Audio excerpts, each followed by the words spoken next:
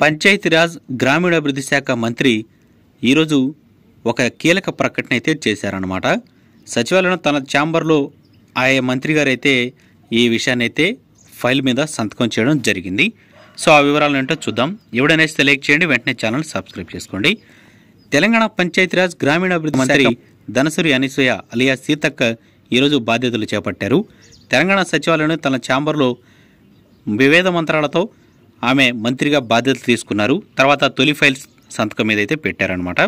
So ఈ మేరకు ఆమె అంగన్వాడీలకు సంబంధించి గుడ్ న్యూస్ అయితే చెప్పారు. ఇప్పటి వరకు మినీ అంగన్వాడీలుగా ఉన్న కేంద్రాలను ప్రధాన అంగన్వాడీ కేంద్రాలుగా మారుస్తూ రూపొందించిన ఫైలుపై మంత్రి సీతక్క తొలి సంతకం చేశారు.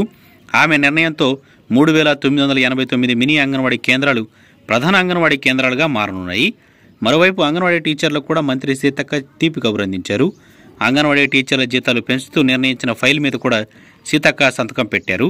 దీంతో ఇప్పటి వరకు 7,500 రూపాయలు ఉన్న జీతం అంగన్వాడీ టీచర్లకు ఇప్పుడు 13,500 రూపాయల జీతం అందుకోనున్నారు. మొదటి సంతకంతోనే మంత్రి సీతక్క తమ జీతాలు పెంచడంపై అంగన్వాడీ టీచర్లు హర్షం వ్యక్తం చేస్తూ ఉన్నారు. సో ఏపీలో అయితే మాత్రం అంగన్వాడీ టీచర్లు అయితే ధర్నా చేస్తున్నారు. దానికి సంబంధించి ప్రభుత్వం ఎటువంటి అప్డేట్ ఇవ్వలేదు. అంగన్వాడీ కేంద్రాలు అయితే ప్రస్తుతం రాష్ట్ర వ్యాప్తంగా మూసివేయబడి ఉన్నాయి. వాటికి సంబంధించి గ్రామాల్లో ఉండే గ్రామ సచివాలయాల్లో పనిచేసే మహిళా పోలీసులకైతే ఆ వ్యవహారాన్ని ఇవ్వడం జరిగింది.